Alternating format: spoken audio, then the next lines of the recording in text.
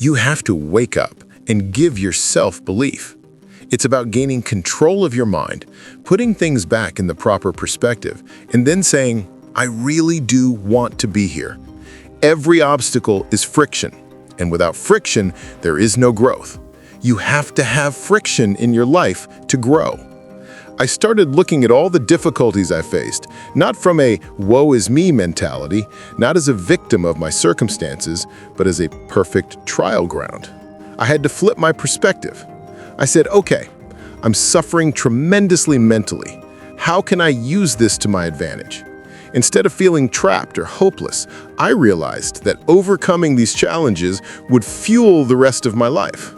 I found great strength in suffering. It revealed what humans are capable of if they're willing to push an extra step.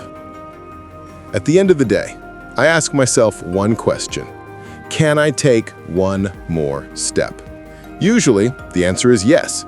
Even when my body aches, my mind protests, and every excuse in the book is screaming at me to stop. Real failure isn't in falling down. It's in choosing not to rise again, in refusing that single step that could change everything. So many people could push just a little further, but they stop themselves with fear, comfort, or self-doubt. There are people who have lived 100 years and never truly started their journey, never tested the limits of what they could endure, never challenged themselves to grow beyond the confines of their mind. Your real journey begins when you step outside the box, outside the safe and familiar, and start climbing mountains, both literal and figurative, one after another. Each mountain tests you.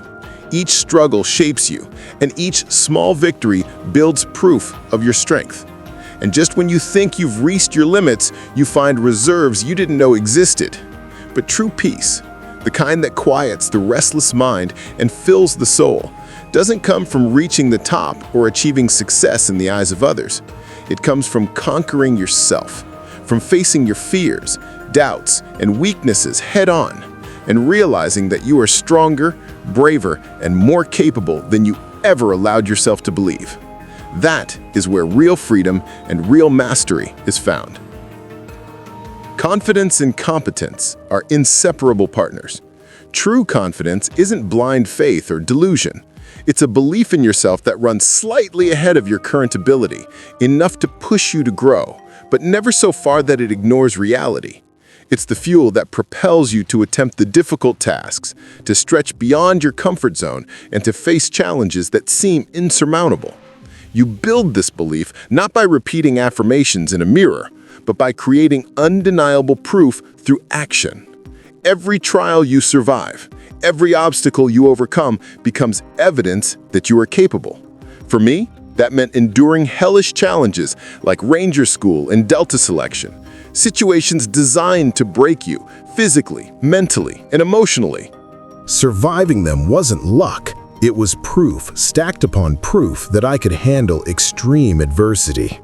Confidence grows from this repeated process of proving yourself. It comes from the grind, the daily acts of discipline and perseverance that leave calluses on your hands, toughness in your mind, and resilience in your spirit. It's in waking up before dawn, in pushing past exhaustion, in doing the work nobody else wants to do. Those small victories compound over time until they form an unshakable foundation. Confidence built this way doesn't waver when the pressure rises. It doesn't crumble in the face of fear or doubt. It is a quiet, steady force that whispers, "I've done it before, I can do it again." And it is infinitely stronger than any pep talk ever could be. I came from a small town in Indiana, a place where opportunities felt scarce, where the world outside those town limits seemed distant and almost unattainable. The streets you grew up on often became the invisible walls of your mind, shaping what you thought was possible. Most people never looked beyond those walls. They accepted the smallness of their world as the limits of their reality. They dreamed, perhaps, but only in the safety of their imagination, never daring to test the boundary between aspiration and action. I learned early that dreaming bigger was not just an option, it was a necessity. But I also learned a harsh truth. Dreams alone are powerless. Dreams can ignite desire, provide motivation, and light a path, but they cannot be your master. Dreams without action are fantasies, fleeting and empty. Mastery comes from translating those dreams into relentless, disciplined effort, into a daily grind where every small choice, every painful step, every sacrifice compounds toward growth. To pursue a dream means to endure discomfort willingly, to embrace the grind that others avoid, and to let the vision of what you can become drive you through the hardest days, the darkest nights, and the moments when quitting feels far easier than continuing. Wanting to become a Navy SEAL was more than an ambition. It was a test of everything I was capable of. It meant losing 106 pounds in less than 3 months, transforming my body and mind into tools capable of enduring extreme pressure. That dream didn't stay a thought in my head. It became a blueprint, a checklist of grueling tasks, milestones, and sacrifices. Talking about a dream can give you a temporary high, a rush of dopamine when you tell your friends or imagine what it would be like. But real progress happens when the alarm blares at 4 a.m., when every muscle aches, when your body screams, "Stay in bed," when your mind wants comfort over challenge. Most people stop at that point. They refuse the extra step, the small but decisive action that separates the talkers from the doers. That is where you gain the advantage. Every day you push beyond what is easy, every time you take that extra step when others quit, you build momentum, resilience, and a version of yourself that few will ever know. You become truly powerful when you overcome yourself. It's not just about facing external challenges. It's about confronting the fears, doubts, and limitations that live inside your own mind. When you face your demons daily, when you stare down your past traumas and refuse to let them control you, something remarkable happens. You find clarity, strength, and a profound inner peace that cannot be shaken.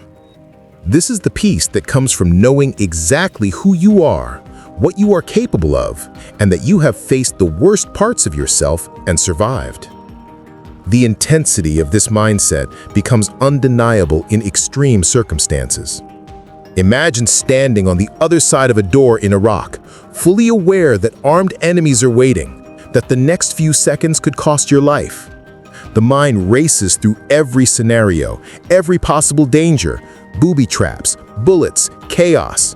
But a warrior learns to accept the reality of mortality. They train as if death is a constant companion, yet they act with precision, discipline, and courage. True strength emerges not from avoidance, but from embracing this reality and using it to sharpen your focus and resolve. In life, as in combat, there is no room for half measures. You can approach challenges timidly, taking the easy route, or you can attack them with full commitment, leaving no doubt about your dedication. Your reputation, your legacy, and your self-respect are forged in these moments of absolute engagement. Every difficult decision, every uncomfortable step, every grueling day is an opportunity to prove not to the world, but to yourself that you are willing to go further, endure more, and rise higher than most ever will. Strength is not inherited or given. It is built, step by step, battle by battle, fear by fear confronted. Hating the work, fearing the struggle, or resenting the discomfort doesn't matter. What matters is the choice you make every single day, the conscious decision to improve yourself, to grow, to push past the limits that your mind and body insist are unbreakable. True progress is forged in discomfort, in the quiet, dark hours before the world stirs, when every bone in your body aches, when your muscles scream, when your mind pleads for rest, and when every instinct in you whispers to stay safe, to remain comfortable, to quit. This is where transformation happens, not in ease, not in comfort, not in convenience. You attack life fully, not because it's enjoyable, glamorous, or easy, but because you understand that greatness, resilience, and strength are built in these exact moments. It's in the sweat, the pain, the repeated failures, and the relentless effort that you craft the version of yourself capable of facing anything. Every step you take when your body and mind say no is a step closer to mastery over yourself, a step that separates you from those who only dream and never act. This is the arena where ordinary people quit and extraordinary people rise. You don't just endure discomfort, you leverage it, you embrace it, and you use it to forge the life and character you are capable of, but only if you choose to walk through the fire. Go all in. Commit fully. Push harder than anyone watching or anyone who isn't watching would expect. Don't measure your effort by the applause you receive or the recognition you earn. Measure it by the depth of your discipline, the relentlessness of your actions, and the intensity of your dedication when no one else is around to notice. Because when you do, the one thing people can never say about you is that you held back, that you settled, that you didn't give everything you had. You leave no room for doubt about your focus, your determination, or your will.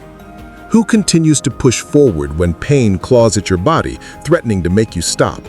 Who moves when fear whispers to turn back, when every instinct screams to retreat, and when doubt tries to freeze your motion? You do. You are the one who rises when others collapse, who keeps moving when others pause, who keeps fighting when others surrender. You are still going, still striving, still becoming the person you are capable of being. Every step forward, every second you refuse to quit forges strength, resilience, and mastery. That persistence, that unwavering refusal to yield is the true measure of power, and it belongs to you alone. It is earned in the quiet battles, in the moments no one sees, in the days you choose effort over comfort. That is where greatness is born, and that is where you prove, above all else, that you are unstoppable.